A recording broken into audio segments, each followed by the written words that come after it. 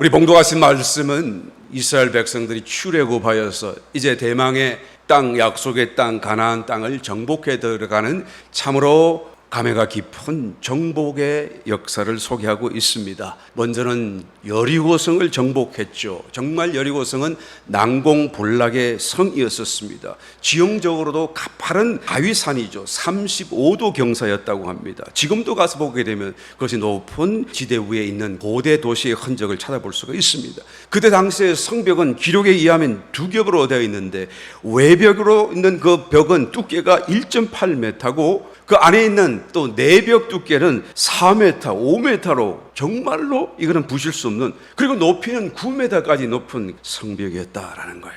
그런데 이 정말로 난공불락의 요새인 여리고성이 소리만 쳤음에도 그 성벽이 그냥 허물어 내렸다라는 것은, 이것은 기적이 아닐 수가 없는 사건이죠. 하나님이 하시지 않고는 이럴 수가 없는 것이죠. 전쟁 역사 속에 이런 일이 참으로 또 있을까 싶습니다. 그런데 이 큰 정말 전쟁 같지 않은 전쟁, 압승, 완전한 승리, 거저 거둔 승리를 얻었던 그 큰 기쁨을 갖고 이제는 조그마한 아이성을 공격해 들어가는데, 이 아이성은 말 그대로 너무 작기 때문에 적어도 2-3천 명만 있으면 충분히 점령할 수 있는 환경이었다라는 것이죠. 그런데 이것을 정복하기는커녕 오히려 패배하여 쫓기고 말았다라는 거예요. 내 힘만으로도, 또 사람의 힘만으로도 얼마든지 할 수 있을 것 같은데 왜 안 되었을까요? 그 패배의 원인은 성경은 분명히 기록합니다. 하나님의 동행,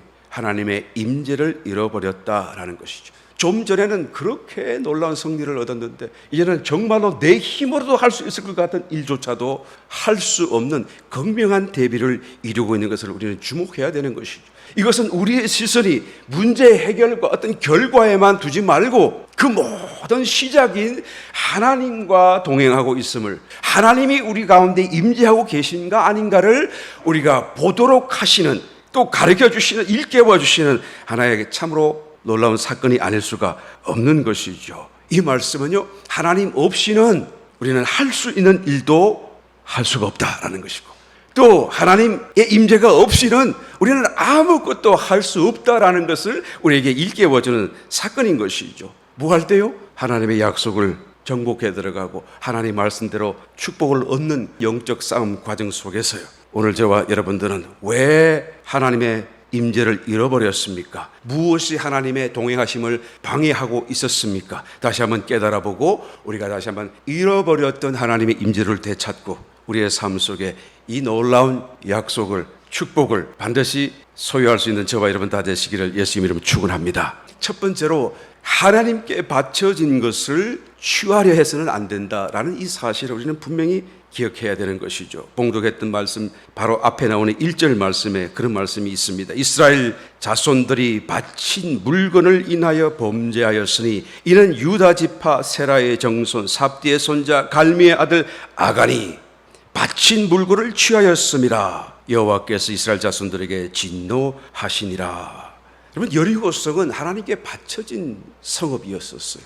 이 모든 것은 하나님께 다 그대로 고스란히 바치도록 하나님이 명령해 놓은 하나였던 상업이었다라는 것이죠. 이 바친다라는 이 말씀의 의미는 히브리어로 헤렘이라는 단어를 씁니다. 이 헤렘이라고 하는 것은 독특하고 또 이스라엘 사람들에게는 특별하게 기억되는 특별한 하나의 단어이기도 합니다. 이 헤렘이라고 하는 이 단어는 어떤 물건을 사람이 사용하거나 또 오용하지 못하도록 따로 구분시켜서 오로지 하나님만을 위하여 내어드리는 그런 것을 특별히 지정해서 헤렘이라고 말을 하죠.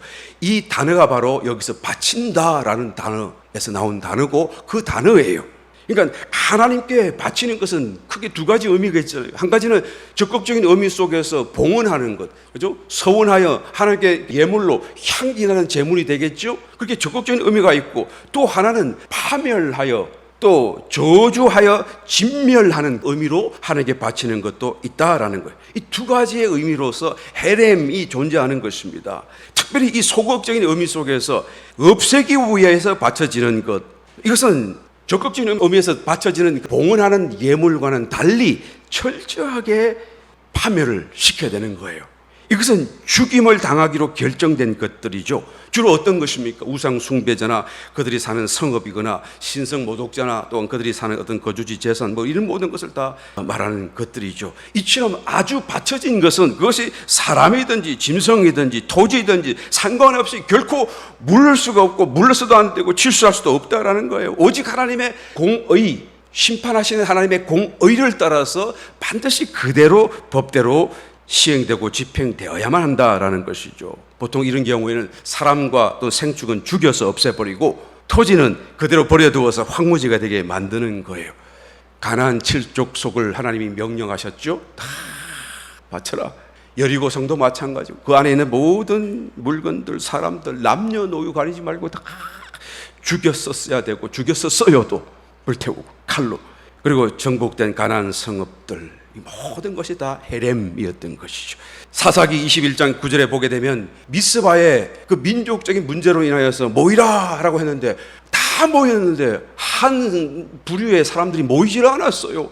그 사람들은 마찬가지 이스라엘 백성들이었죠. 머나세 지파 중 요단강 동편 땅에 거하던 머나세 반 지파에 소속된 그 야베스 길르앗 거민들에 대한 이야기가 나옵니다. 이 사람들이 하나님의 명령으로 모이라고 했는데 모이지 않았을 때 어떻게 했습니까? 다 죽였어. 전멸시키고 같은 이스라엘 백성인데 정말 안타까운 마음을 갖고 이 헤렘이 되어졌기 때문에 그런 거예요. 여러분 이것을 우리가 인본적으로 바라보게 되면 정말 하나님은 잔혹하신 분이 아닌가라는 생각을 하게 됩니다만 그것은 여러분 우리가 하나님보다 더 거룩합니까? 우리가 하나님보다 더 사랑합니까? 그렇지 않아요. 우리가 모르기 때문에 그래. 진상을 모르기 때문에 그래. 실제로 그 사람들 죽어마땅하고 어떤 기록에 의해서 보게 되면 오히려 하나님이 왜 그 정도밖에 명령하지 않았나 할 정도로 악한 자들이었고 마땅히 하나님의 심판을 따라 벌 받을 수밖에 없는 사람이에요. 그래서 우리는 하나님 하시는 일은 언제나 옳습니다. 하나님의 사랑은 늘 완전하십니다. 우리가 그 진상을 모르고 있을 뿐이고 하나님을 우리가 의심하고 오해해서는 안 되겠죠. 여하튼 헤렘이라고 하는 것은 이처럼 너무나 분명하게 우리가 손대서는 안 되고 철저하게 파멸, 철저하게 하나님께 내어드려야 되는 그런 것들을 두고 얘기하는 거예요. 그런데 아간이 그 중에서 얼마를 숨겼어요. 뭘 숨겼습니까? 시날산 외투 한 벌을 숨겼어요. 이 시날산 이건 바벨론에서 나왔다고. 바벨론 프로덕션. 이게 오늘날로 치면 명품이에요. 명품 브랜드가 되겠지요. 아마 전해지는 얘기에 의하면 그 여리고 성주가 입었던 옷이다라고까지 얘기를 하는데요. 여하튼 한 벌밖에 없었고 굉장히 딱 눈에 보는 게 막 눈에 확 이렇게 들어오는 탐나는 옷이었으면 틀림없고 값비싼 옷이었으면 틀림없을 것입니다. 숨겼어요. 은과 금 한 덩이를 또 숨겼어요. 하나님의 곳간에 드려야 되는 것인데요. 그런데 이 훔친 사건으로 인하여서 이스라엘 백성들이 다 징계에 빠지고 전쟁에 떨어지고 패하고 이길 수 있는 일도 이길 수 없는 엄청난 사건을 당하게 되지 않습니까? 하나님의 임재는 떠나가 버리시고. 그러면 그렇게 작은 크다면 크다고 할 수도 있겠지만 사실 이 전체로 보게 되면 정말 작은 것 아니겠어요? 그 작은 것 하나 훔쳤다고 해서 그렇게 큰 문제가 되는 것입니까? 여러분 훔친 것이 문제가 아니라 무엇을 훔쳤냐가 문제예요. 하나님께 바쳐진 것을 도로 취했다는 것이 문제인 것이죠. 여호수아서 6장 18절 너희는 바칠 물건을 스스로 삼가라. 너희가 그것을 바친 후에 그 바친 어느 것이든지 취하면 이스라엘 진으로 바침이 되어. 그렇죠. 하나님께 바칠 것이 싹 우리가 가져오게 되면 이스라엘 진으로 바침이 되어서 오히려 우리가 화를 당케 할까 두려워하노라. 이 여호수아가 여리고성을 점령하기 전에 이스라엘 백성들에게 이렇게 다짐하듯이 다시 한 번 더 하나님의 명령을 전달했음에도 불구하고 아간이 견물생심 보자말자 것을 숨기고 훔쳤다라는 것을 우리가 보게 되는 것이죠. 여러분 헤렘을 소유하고 있으면 하나님의 임재는 떠나가 버리고 진노가 대신 임하게 되는 것입니다. 무엇이 그러면 헤렘입니까? 십자가에 못 박은 것을 다 우리는 바쳐야 되는 거예요. 이 헤렘이에요. 십자가에 예수님께서 못 박으신 사탄도 파멸할 것이고 하나님께 바쳐진 죄도 못 박았고 이 세상도 함께 못 박았고 이 세상을 여러분 허무하지 말게 되시길 예수님은 축원합니다. 왜 대답을 아무도 안 하세요? 세상에 마음을 두지 말게 되시길 예수님은 축원합니다. 그것을 마음에 품고 있는 것은 헤렘을 품고 있는가 다름없어요. 그걸 얼른 떼어버리고 아이고 이거 안 된다고 얼른 이게 내 마음에서 떨쳐버려야 되는 것입니다. 나의 옛사람, 옛 생명을 십자가에 못 박았어요. 옛 사람을 여러분 붙들지 마세요. 사랑하지 마세요. 옛 생명을 또한 여러분 따라 살지 마시기를 바랍니다. 어떤 사람은 아이고 뭐가 새 생명인지 뭐가 옛 생명인지도 잘 모르겠네요. 그런 분이 있는데 여러분 아주 심각한 문제라고 생각하시길 바랍니다. 이 옛 생명이 무엇이고 새 생명이 무엇인지, 나에게 무엇이 내 옛 사람인지 내가 뭐가 새 사람인지 내가 모르면 내가 어떻게 새 사람을 따라 살 수 있나요? 그거 구별해야 돼요. 기도하고 하나님 앞에 자꾸 자기 자신을 가져가서 거울 앞에 비추어 보고 이것이 옛 사람이구나, 이거 옛 생명이구나, 그걸 드러내게 하고 숨기지 말아야 돼요. 그걸 가린 채로 살아서는 안 됩니다. 그래서 구별해야 그것을 다 버리고 하나님 앞에 내어드릴 수 있는 받침받은 그런 사건으로 우리가 또한 살아가야 되는 것입니다. 여러분 라헬 아시잖아요. 라헬은 야곱의 사랑받는 아내였는데요, 사실 야곱이 그렇게 많은 축복 속에 나중에는 정말 행복하게 사는 때가 있지 않아요?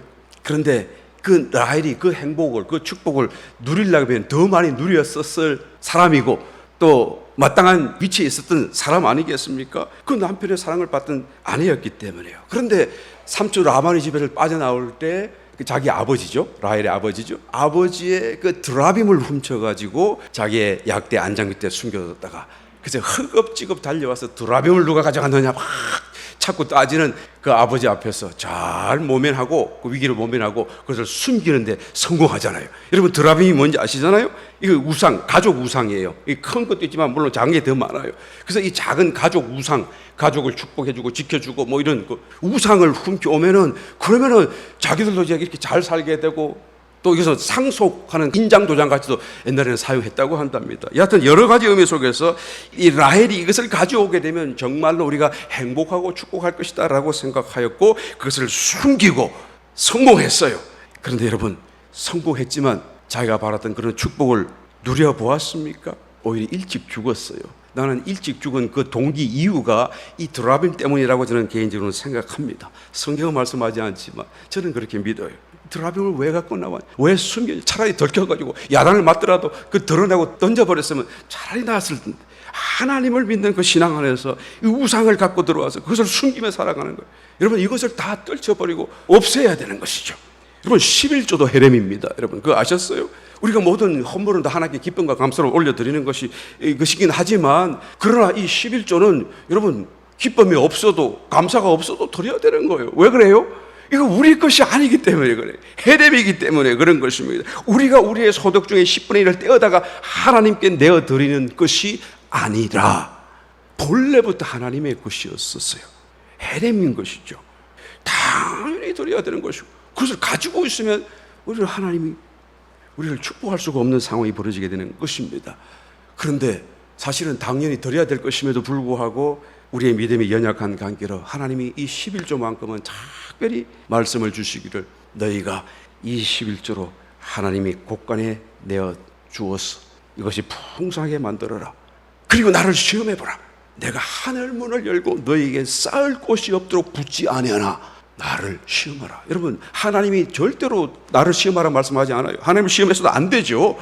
모든 것을 시험하지 말라고 그러는데 이곳만큼은 유일하게 당신께서 스스로 나를 시험하라고 말씀하실 정도로 이 11조를 우리가 하나님께 바치는 것을 강력하게 권고하고 있는 것을 보게 됩니다. 여러분 헤렘이기 때문에 이것을 갖고 있으면 안 돼요.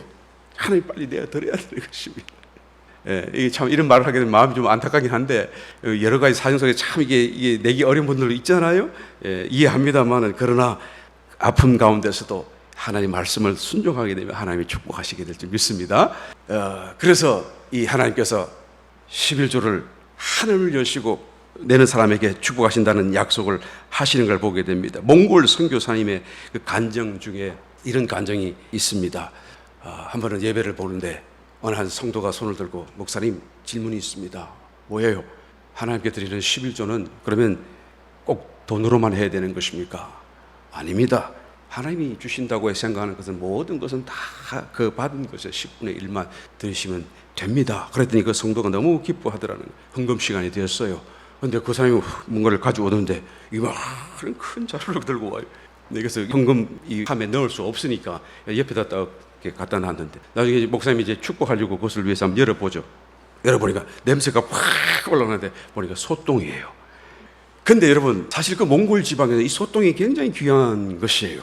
얘기를 들어보니까. 왜냐하면 이것을 벽에 바르면 난방도 잘 되고 8월부터 6월달까지, 그러니까 거의 9개월, 10개월 동안 눈이 오는 지역이라서 이 난방비가 엄청나게 든다는 것이죠. 한국 돈 한 26만 원 든다고 그럽니다, 1년에. 그런데 신입 교사들 월급이 몽골 지역에 4만 5천 원 정도 한다고 그러니까 이 굉장히 큰 부담이 아닐 수가 없어요. 이 난방비 자체가요. 그리고 그걸 바깥에 바르면은 그 난방비가 굉장히 절감이 되고, 또 필요하면 그것을 땔감으로 이렇게 불태워놓을 수 있는 땔감으로 사용하게 되는 것이죠. 그러니까 이것은 너무 귀한 것이죠. 기도합니다. 하나님께 드리는 이 모든 손길을 축복하셔서 만배로 하나님 갚아 주옵소서. 예수님 이름으로 기도합니다. 아멘. 하고 이제 기도를 마쳤죠. 그랬더니 놀라운 일이 그 다음 날부터 일어나기 시작했답니다. 그 동네 마을에 있는 모든 소들이 가다가 꼭 그 집을 지나가면 똥을 싸는, 거기다가 볼일을 봐요. 꼭 자기 집에서 안 하고 다 모여가지고 그냥 막 하루가 다르게 이게 높이가 산같이 쌓여져 가는.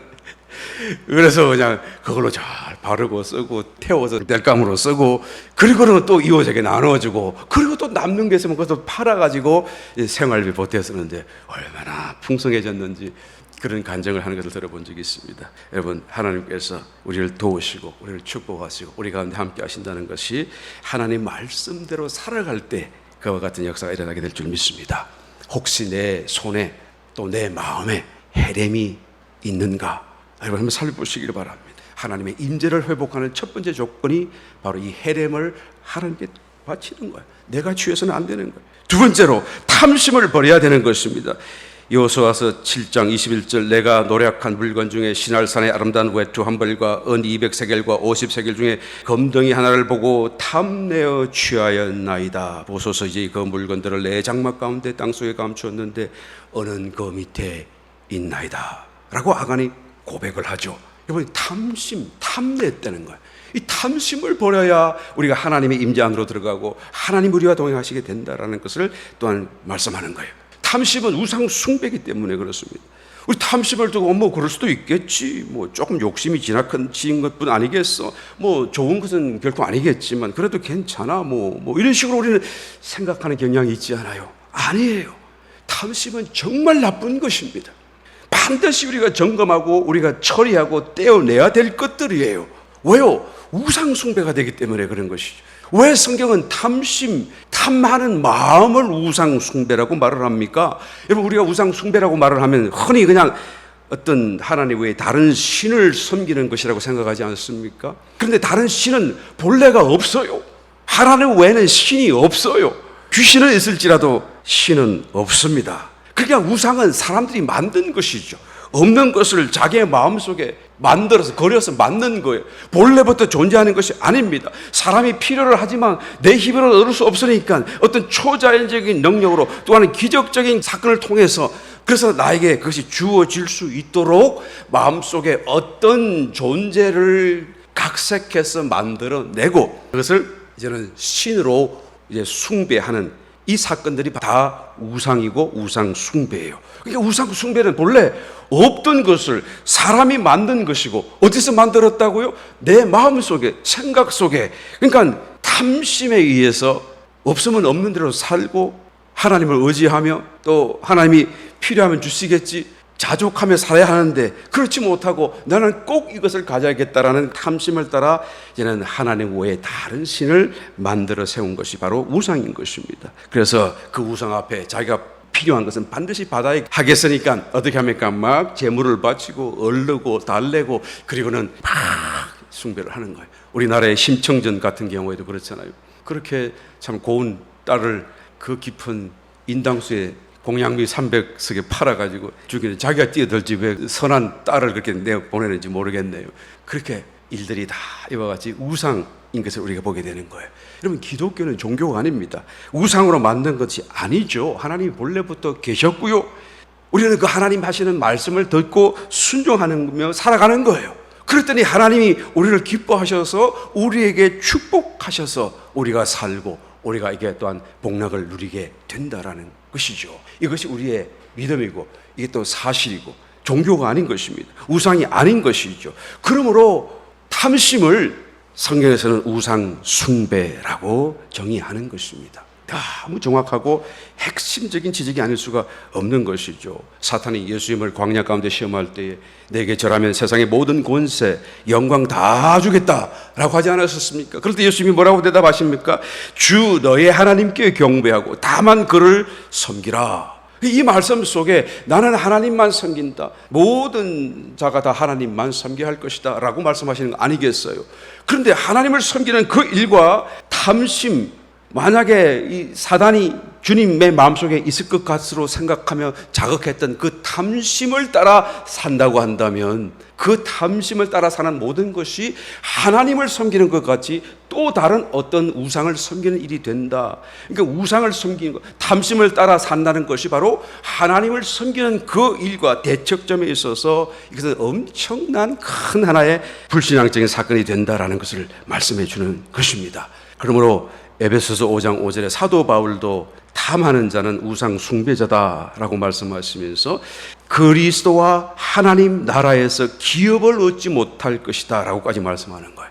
이 탐심을 처리하지 않은 사람으로서는 하나님의 나라를 유업으로 받지 못한다라고 말씀하는 것이죠. 이것은 그리스도를 따르는 교회에 하는 말씀 아니겠습니까? 성도에게 하는 말씀 아니겠습니까? 우리에게 탐심을 가져서는 안 된다는 말씀을 하는 것입니다. 골로새서 3장 5절에도 탐심은 우상 숭배니라 하였고 또 이것들을 인하여서 하나님의 진노가 임한다라고 기록하고 있는 것을 보게 됩니다. 탐심은 여러분 우리가 처리해야 될 하나의 우상 숭배와 같은 것들인 것입니다. 내가 무언가를 얻으면 행복해질 거야 라고 생각하는 것이 있다고 한다면 여러분 그것이 탐심이 아닐까요? 더 좋은 차가 생기면 행복할 것 같고 또 더 좋은 집이 생기고 더 돈이 많아지면 내가 마음이 든든하고 행복할 거야 라고 생각한다면 여러분 이것이 바로 우상 숭배가 되는 것입니다. 하나님으로 말미암지 않은 행복, 하나님으로 만족하지 못해서 다른 어떤 것들을 더 원하는 마음이 바로 여러분 우상 숭배인 거예요. 뭐 사치스럽고 호사스럽게 낭비하는 그런 것이 탐심이 아니다라는 것을 우리는 알아야 되는 것이죠. 하나님만으로 만족하지 못하는 그 마음이 탐심이에요. 광야 중에 가는 이스라엘 백성들이 무엇으로 탐욕을 부렸다고 성경은 기록합니까? 성경은 정확하게 그들이 수박을 달라고 그랬고 파를 먹겠다고 그랬고 마늘과 부추와 생선 이런 걸 달라고 얘기하지 않았었어요. 그런데 그것을 탐욕을 부렸다라고 성경은 기록하고 있는 거예요. 이것이 호사스러운 것입니까? 사치하는 것들이에요. 그런데 왜 그것을 탐욕이라고 말을 하죠? 하나님이 만나를 주시는데 그것으로 왜 만족하지 못하는 거예요? 이것은 너무 맛이 밋밋하고 이제는 너무 지루하고 단순하고 똑같은 것 이제는 먹기 싫어요. 뭔가 좀 더 자극적인 게 좋아요. 뭔가 조금 다른 것을 원해요 라고 하는 그 마음이 탐욕인 것입니다. 하나님이 주시는 그것만으로도 만족하지 못하는 그 마음이 바로 탐욕이다라고 성경이 말씀해 주고 있는 것입니다. 나는 나의 삶이 만족한가? 나는 나의 삶을 만족스럽게 여기는가? 한번 돌아보시기를 원합니다. 시편 34편 9절과 10절을 말씀에 이런 말씀이 기록되어 있습니다. 너희 성도들아 여호와를 경외하라. 저를 경외하는 자에게는 부족함이 없도다. 젊은 사자는 궁핍하여 줄일지라도 여호와를 찾는 자는 모든 좋은 것에 부족함이 없으리로다. 이게 누가 썼냐면요 다윗이 썼거든요. 다윗이 언제 썼는지를 한번 맞춰 보세요. 편안하고 좋을 때, 왕 되었을 때 궁전 지붕을 거닐면서 이걸 쓴 것이 아니고 왕 되기 전에 기름 부음만 받고 사울 왕의 시기 질투를 받아서 막 뛰려고 하는 사울을 피해서 도망가다가 갈 데 없어서 차라리 적군의 나라에 들어가서 도저히 쫓아오지 못하게 만들어야겠다. 그래서 갔던 곳이 블레셋 가드 왕 아기스라고 하는 그 사람에게 찾아갔지 않아요. 그러니까 차라리 여기서 피하기 위해서 원수의 국가에 갔는데 그 원수의 국가에서 이 다윗을 의심하는 거예요. 첩장가 의심을 하면서 그를 쉽게 받아주려고 하지 않는 것을 다윗이 깨닫고 야 이러고 있다가는 그냥 잡혀서 죽겠다 싶은 생각이 들어서 미친 척을 했던 거예요. 대문에 가서 걸쩍거리고 그리고 침을 흘려가지고 이 수염을 타고 내리게 하고 그래가지고 미친 자를 내게 쫓아라 그래가지고 쫓기듯이 간신히 살아서 도망온 그런 상황 속에서 기록한 말씀이 이 말씀이에요. 여러분 우리 같았었으면 신세를 한탄할 만하잖아요.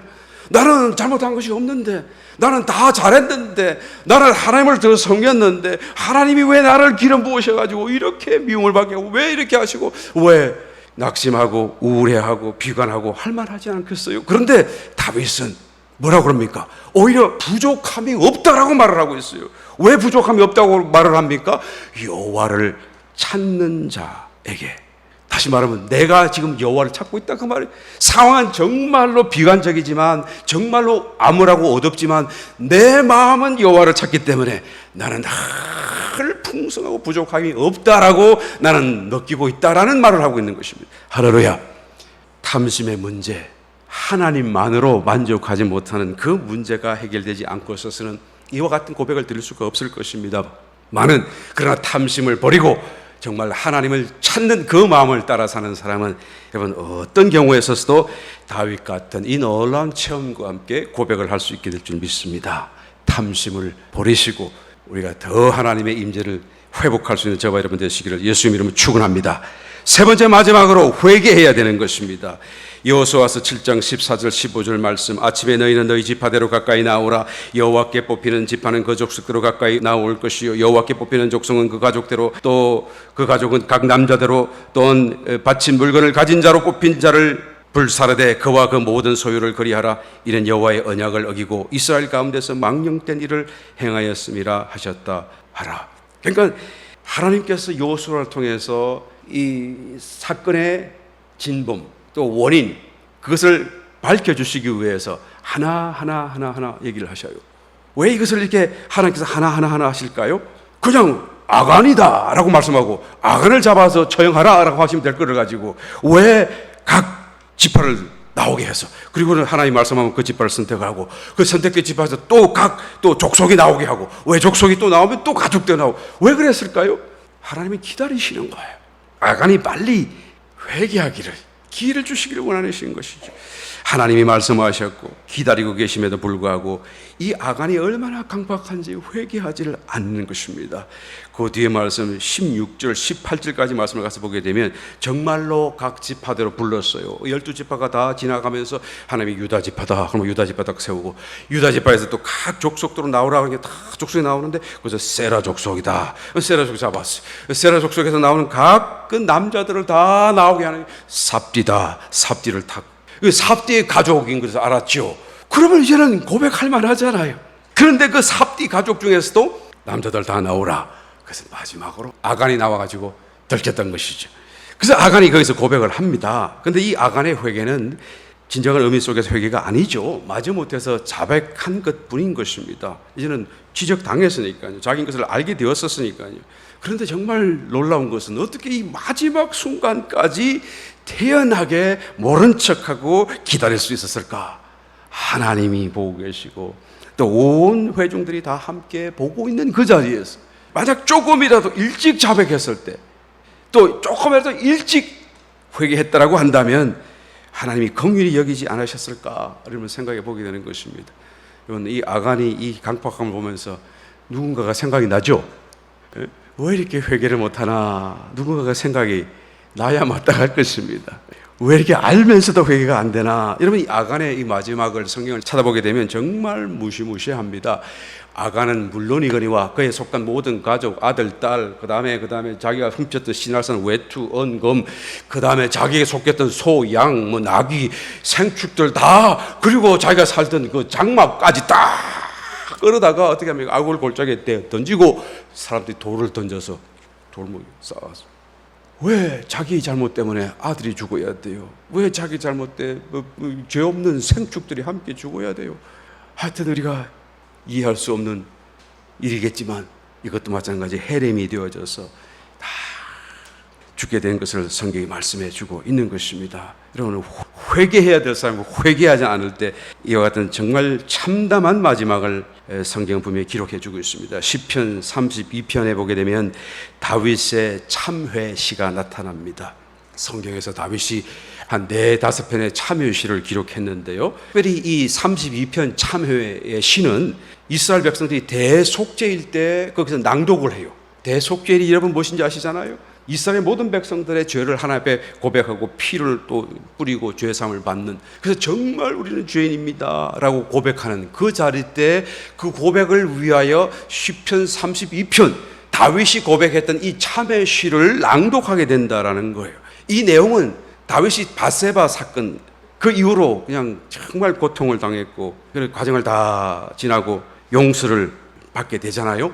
그런데 용서를 받자마자 이걸 쓴 것이 아니고 약간의 시간이 좀 더 지난 뒤에 이 시를 지었다고 합니다. 그러니까 자기가 용서를 받고 난 뒤에 자신의 지나간 그 어떤 각오와 때를 되돌아보면서 그때가 얼마나 고통스러웠는지를 이제는 회상하면서 이 시를 지은 거예요. 이 시의 제목이 다윗의 맞서길 이렇게 적혀 있거든요. 맞서길이라는 말은 교훈이다 그 말이에요. 이 다윗이 우리에게 교훈으로 이 참회시를 기록한 것이죠. 마치 이것을 읽어보면 다윗이 여러분 용서를 받는다는 것은 참 기쁘고 큰 사건이겠지만 그러나 그 과정은 너무 고통스럽습니다. 제발 저와 같이 그렇게 어리석은 행동은 하지 말기를 바랍니다. 그렇게 간절하게 호소하는 것을 우리가 막 느끼는 것 같아요. 그 소리가 들리는 것 같아요. 이 시편 32편을 찬찬히 묵상하면서 읽으시게 되면 조금만 읽어볼게요. 3절 내가 토설지 아니할 때에 종일 신음함으로 내 뼈가 쇠하였도다. 내가 토설지 아니함으로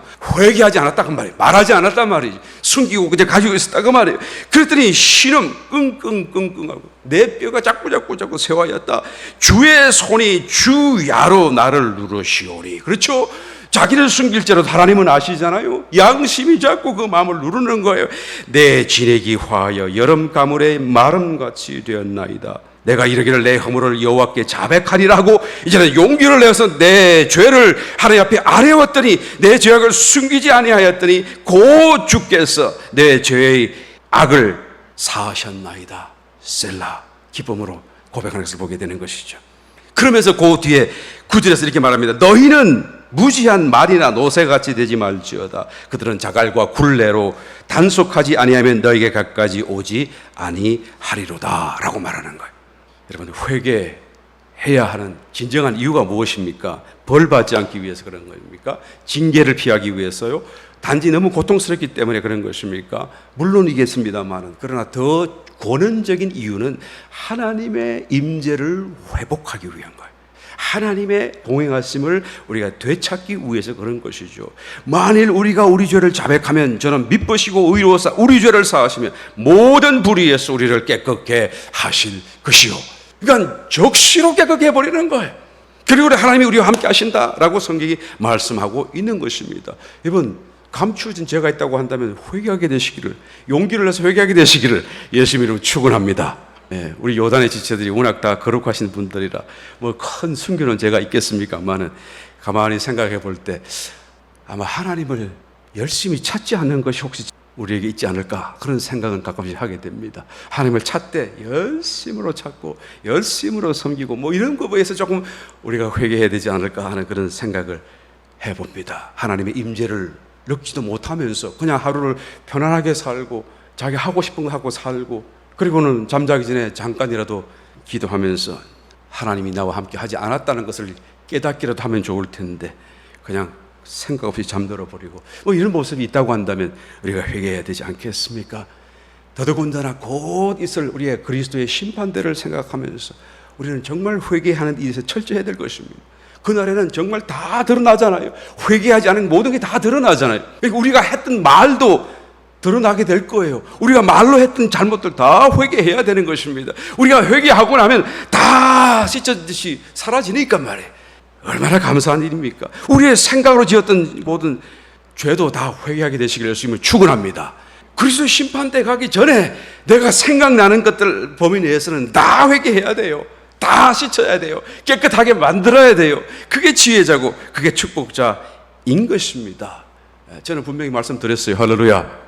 우리가 살아있는 동안에 회개할 수 있다는 것이 얼마나 큰 축복인지 몰라요. 우리가 잘 살고 이런 축복 저런 축복도 다 축복이겠습니다만 회개할 수 있는 것이 얼마나 큰 축복인지를 말할 수가 없습니다. 아직 끝나지 않았어요. 우리가 아직도 시간이 또 더 남아있어요. 그것이 얼마인지 모르겠지만 회개할 것을 기억하여서 회개하게 되시기를 예수님의 이름으로 축원합니다. 그리고 더 열심히 주의 일을 하기를 우리가 회개해야 되고 돌아서게 되시기를 예수님의 이름으로 축원합니다. 더 많은 것을 준비하며 살게 되시기를 예수님의 이름으로 축원합니다. 자신을 위해서 살던 삶을 이제는 회개해서 하나님을 위해 살고 교회를 위해 사는 저와 여러분 되시기를 예수님 이름으로 축원합니다. 할렐루야. 헤렘, 탐심, 그다음에 회개의 문제, 모든 것이 부정적인 면을 얘기하는 것 같으나 사실은 이것만 우리가 해결하고 나면 정말로 말할 필요가 없는 긍정적인 하나님의 축복과 놀라운 역사들이 하나님의 임재와 함께 우리의 삶 속에 찾아오게 될 것입니다. 그래서 이 세 가지의 문제를 통해서 그동안 잃어버렸던 하나님의 임재를 다시 되찾고 우리의 모든 영적인 삶 속에 영적인 가나안 땅을 점령해 들어가는 놀라운 승리의 삶을 살게 되시기를 예수님으로 축원합니다.